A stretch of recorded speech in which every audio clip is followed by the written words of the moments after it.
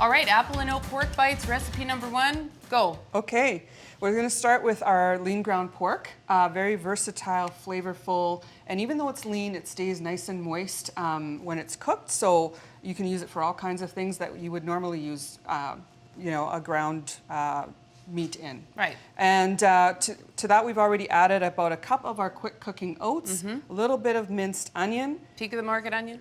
And now we're going to add in an apple. So we've kept the skin on, we've chopped up a whole apple, adds a little bit of fiber and color. We'll put that in. Yeah, you kind of got a little bit of everything going on in these. Pass this to you.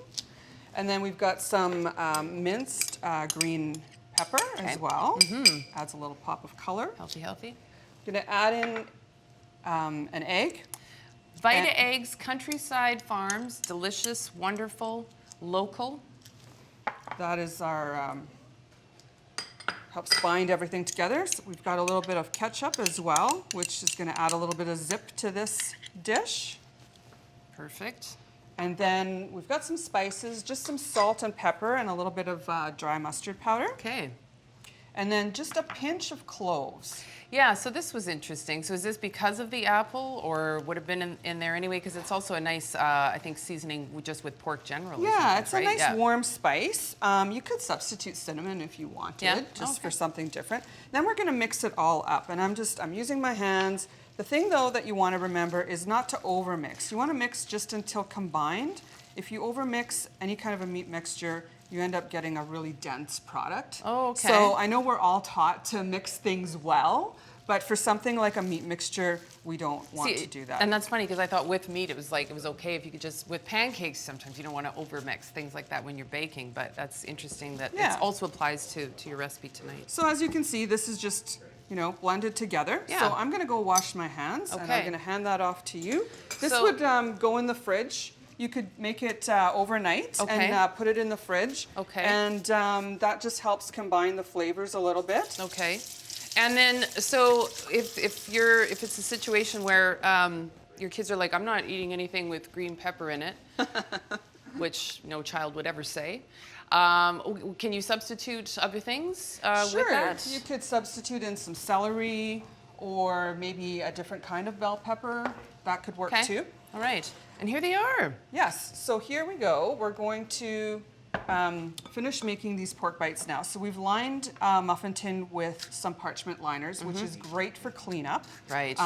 Makes the cleanup a whole lot easier. And I'm using a 1/4 cup cookie scoop to scoop the mixture into the parchment cups. Yeah, it makes it a lot easier. What's great about this too is that you can press the mixture down so that it's nice and packed in there, so that when you're baking, they don't fall apart on you.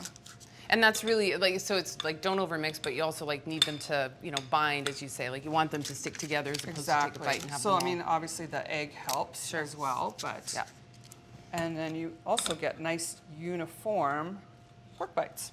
Okay. They're all virtually the same quantity. Oh, and something I forgot to mention before, of course, another local product, Manitoba oats, which is an integral part of this recipe that we're making for you tonight.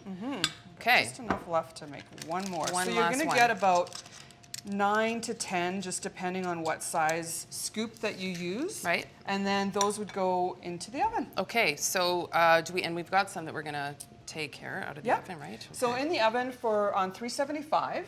And you'd cook them for about 30 minutes. So with ground pork, any kind of ground meat, you want to make sure that it's cooked to well done. Okay, let's just switch these out. Give you those. Cute. And you can check with a meat thermometer to make sure they're at 160 Fahrenheit or 71 degrees Celsius. And that is an important part with pork too, right? Obviously, is making sure that it's cooked to the right temperature. Absolutely. Okay, fantastic. So there they are, and you can, as you said, take them along. It's very easy. You can shove 7 of them in your purse. And off you go. So, okay, apple and oat pork bites, recipe number 1 tonight, Manitoba pork, Susan Reese, and we're on to farmer's sausage and potato bake. Get a big bowl ready when we come back on Great Taste of Manitoba.